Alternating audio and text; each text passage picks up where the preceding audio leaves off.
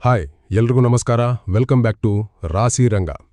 ಉಡುಪಿ ಜಿಲ್ಲೆಯಲ್ಲಿ ಈಗ ಭಾರೀ ರಾಜಕೀಯ ಸಂಚಲನ ಸೃಷ್ಟಿಸಿರುವ ಒಂದು ಘಟನೆ ರಾಜ್ಯ ರಾಜಕಾರಣದಲ್ಲೇ ದೊಡ್ಡ ಚರ್ಚೆಗೆ ಕಾರಣವಾಗಿದೆ. ಸೌಹಾರ್ದತೆ ಹೆಸರಿನಲ್ಲಿ ನಡೆದಿದ್ದ ಘಟನೆಯ ಹಿಂದೆ ಮತ್ತೊಂದು ಅಸಲಿ ಸತ್ಯ ಬಯಲಾಗಿದ್ದು, ಈಗ ಬಿಜೆಪಿ ಮತ್ತು ಕಾಂಗ್ರೆಸ್ ನಡುವಿನ ವಾಕ್ಸಮರ ತಾರಕ್ಕೇರಿದೆ. ಏನಿದು ಸಂಪೂರ್ಣ ಪ್ರಕರಣ ಅಂತ ನೋಡೋಣ. ಆರ್ಥಿಕವಾಗಿ ತುಂಬಾ ಸಂಕಷ್ಟದಲ್ಲಿದ್ದ ಗಿರಿಜಾ ಶೆಟ್ಟಿಗಾರ್ ಎಂಬ ವೃದ್ಧ ಮಹಿಳೆಗೆ ಮನೆ ಜಾಗದ ಸಮಸ್ಯೆಯಿತ್ತು. ಸುಮಾರು 35 ವರ್ಷಗಳ ಹಿಂದೆ ಸರ್ಕಾರ ಜಾಗ ಮಂಜೂರು ಮಾಡಿದ್ರೂ ಅದು ಅರಣ್ಯ ಇಲಾಖೆಯ ವ್ಯಾಪ್ತಿಗೆ ಬರುತ್ತದೆ ಎಂಬ ಕಾರಣಕ್ಕೆ ಅವರಿಗೆ ಸ್ವಾಧೀನ ಸಿಕ್ಕಿರಲಿಲ್ಲ. ಪತಿಯ ನಿಧನದ ನಂತರ ಬಾಡಿಗೆ ಮನೆಯಲ್ಲಿ ಜೀವನ ಸಾಗಿಸುತ್ತಿದ್ದ ಗಿರಿಜಾ ಶೆಟ್ಟಿಗಾರ್ ಪರವಾಗಿ ಇಬ್ಬರು ಬುರ್ಖಾಧಾರಿ ಮಹಿಳೆಯರು ಉಡುಪಿ ಜಿಲ್ಲಾ ಉಸ್ತುವಾರಿ ಸಚಿವೆ ಲಕ್ಷ್ಮೀ ಹೆಬ್ಬಾಳ್ಕರ್ ಅವರನ್ನು ಭೇಟಿ ಮಾಡಿದ್ರು.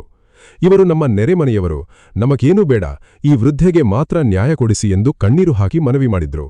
ಈ ದೃಶ್ಯ ನೋಡಿ ಭಾವುಕರಾದ ಸಚಿವೆ ಲಕ್ಷ್ಮೀ ಹೆಬ್ಬಾಳ್ಕರ್, ಇದೇ ನಿಜವಾದ ಸೌಹಾರ್ದತೆ, ಬಿಜೆಪಿಯವರು ಇವರಿಂದ ಕಲಿಯಬೇಕು ಎಂದು ಮಾಧ್ಯಮಗಳ ಮುಂದೆ ಹೇಳಿಕೆ ನೀಡಿದ್ರು.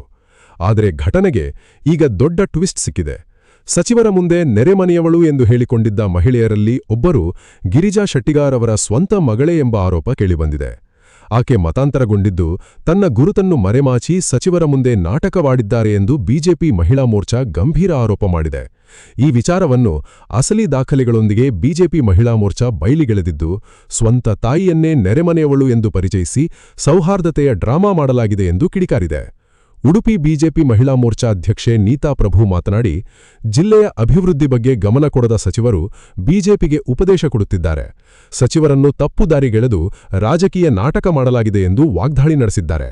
ಇನ್ನೊಂದೆಡೆ ಜಿಲ್ಲಾ ಮಹಿಳಾ ಮೋರ್ಚಾ ಅಧ್ಯಕ್ಷೆ ಸಂಧ್ಯಾ ರಮೇಶ್ ಕೂಡ ತೀವ್ರ ಆಕ್ರೋಶ ವ್ಯಕ್ತಪಡಿಸಿದ್ದು, ಉಡುಪಿ ಜಿಲ್ಲೆಯ ಅಭಿವೃದ್ಧಿಯನ್ನು ನಿರ್ಲಕ್ಷಿಸಿರುವ ಸಚಿವರು ಈಗ ಸೌಹಾರ್ದತೆ ಪಾಠ ಹೇಳುತ್ತಿದ್ದಾರೆ. ಮುಂದೆ ಬಿಜೆಪಿ ನಾಯಕರ ವಿರುದ್ಧ ಇದೇ ರೀತಿ ಹೇಳಿಕೆ ಮುಂದುವರಿಸಿದರೆ ಉಗ್ರ ಹೋರಾಟ ಮಾಡುತ್ತೇವೆ ಎಂದು ಎಚ್ಚರಿಕೆ ನೀಡಿದ್ದಾರೆ.